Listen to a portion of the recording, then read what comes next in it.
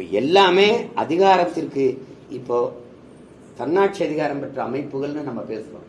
இந்த நீதிமன்றம், தேர்தல் ஆணையம், வருமான வரித்துறை, அமலாக்கத்துறை, இதெல்லாம் இருக்குல்ல, இந்த புலனாய்வுத்துறை, 5 தன்னாட்சி அதிகாரம் பெற்ற அமைப்பு. இது ஆட்சியாளர்களுடைய 5 விரல்களாக இயங்குது. நீட்டுனா நீட்டும், மடக்குனா மடக்கும். நான் சொன்னால் உங்கள் வீட்டில் ரைடு வரும். இவன் நடவடிக்கை எடுனா எடுக்கும். இப்போ 1000 கோடி டாஸ்மார்க்கில் ஊழல், 150 கோடிக்கு அரவிந்த் கெஜ்ரிவாலை கைது செஞ்ச அதிகாரம், அதே அதிகாரம் தான் இப்போ இருக்குது. ஏன் இந்த 1000 கோடிக்கு எந்த நடவடிக்கை எடுக்கல? அது போராடிக்கிட்டு இருக்கு. அதுவே தவறு அப்படிங்கிற ஒரு கருத்து வந்து இடி வந்து வேணும்னே பழிவாங்கும் நோக்கத்தோட தான் வந்து இந்த ரைடை பண்றாங்க அப்படிங்கிற ஒரு குற்றச்சாட்டு வந்து இடி மேல வந்துருக்கு. கோர்ட்டும் அதை வந்து உறுதிப்படுத்து. கோர்ட் உறுதிப்படுத்திட்டா? ஆமா, அது வந்து விசாரணை பண்ணக்கூடாது அப்படிங்கிற ஒரு இதை கொடுத்துருக்காங்க. அதிகாரிகள் மீது நடவடிக்கை எடுக்க தடை. எந்த அதிகாரிகள் மேல? தமிழ்நாடு அரசாங்க அதிகாரிகள் மீது நடவடிக்கை எடுக்க கோர்ட் தடை. அது எவிடன்ஸ் ப்ரொடியூஸ் பண்ண சொல்லிருக்காங்க. தெரியல, முழுமை அடையாத ஒரு சம்பவமா இருக்கு. அதுக்குள்ள நீங்க எப்படி இவ்வளவு நீங்க விவரமா போவீங்க? 1000 கோடி ஏதாவது சொல்றீங்க, என்ன ஆவணங்களை நீங்க கைப்பற்ற? 1000 கோடின்னு சொன்னது எனக்கு பொறுத்த 1000 கோடிங்கிறது தவறு தான். முதல்ல லட்சம் கோடினாங்க, அது சில 1000 கோடிங்கிறது தவறு தான். அது கூடத்தான். வழக்கே எழும்பூர் நீதிமன்றத்தில் தலைமைப்பட்டதுக்கு சென்னை ஹைகோர்ட் வந்து உங்களை திருப்பி ஏப்ரல் மாதத்தில் உங்களுக்கு தாக்கல் பண்ணணும்னு சொல்லியிருக்காங்க. காலையில் இந்த நீங்கள் யூடியூப் சேனலுக்கு ஒரு நீதிமன்றத்தை பற்றி தவறாக பேசின ஒருத்தர் வழக்கு தொடர்ந்தாரு.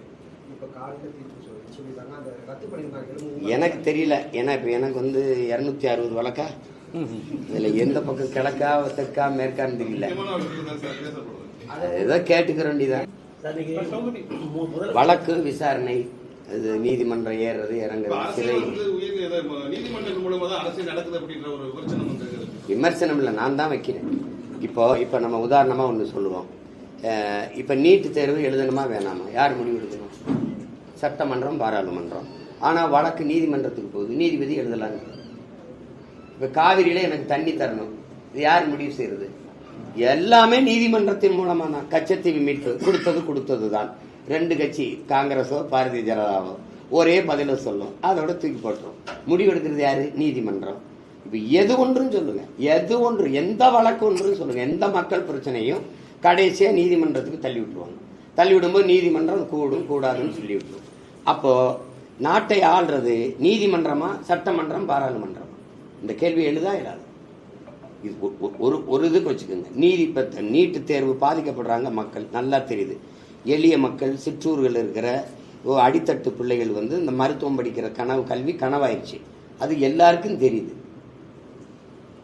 எல்லாருக்கும் தெரியுது. அப்ப அதை வந்து நீங்க வந்து மக்கள் நலன் சார்ந்து கட்டமைக்கப்பட்ட அதிகாரம் சட்டமன்றம், பாராளுமன்றத்தில் விவாதிச்சு ஒரு நல்ல முடிவு எடுக்கணுமே ஒழிய அதை நீதிமன்றத்துக்கு சாட்டி விட்டுறது, தள்ளி விட்டுறது. அது இவர் என்ன நினைக்கிறாங்களோ அதை நீதிபதிகள் வாயால சொல்ல விட்டுறது. சொல்ல விடும்போது நீதிமன்றம் தீர்ப்பு வந்துருச்சு, சட்டத்தை மதியுங்கள், அதுதானே நீங்க சொல்றீங்க. இதுதானே நீண்ட காலமா நடந்துட்டு இருக்கு. அப்போ இங்க சட்டமன்ற, பாராளுமன்ற ஜனநாயகம், இந்த மக்களாட்சி என்பது வெற்று வார்த்தையாகி நீதிமன்ற ஆட்சி தான் நடக்குது. இப்போ உதாரணமா மக்களுக்கு இந்த டாஸ்மார்க்கு டாஸ்மார்க்கை மூடணும், மதுவை மூடணும், மதுக்கடையிலே மூடணும்னு பொதுநல வழக்கு சென்னை உயர்நீதிமன்றத்துக்கு போகுது. அதுல அந்த நீதிமன்றம் கொடுக்கிற தீர்ப்பு, அரசின் கொள்கை முடிவுல நாங்க தலையிட முடியாது.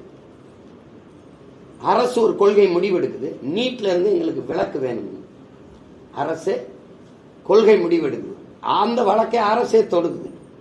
அது பொதுநல வழக்கு, எது டாஸ்மார்க் மூட சொல்லுது. இது அரசின் வழக்கு, அதுக்கு நீதிமன்றம் என்ன சொல்லுது? இல்ல நீ நீட்டை எழுதணுங்குது. இப்ப பொதுவா பாக்குற நமக்கு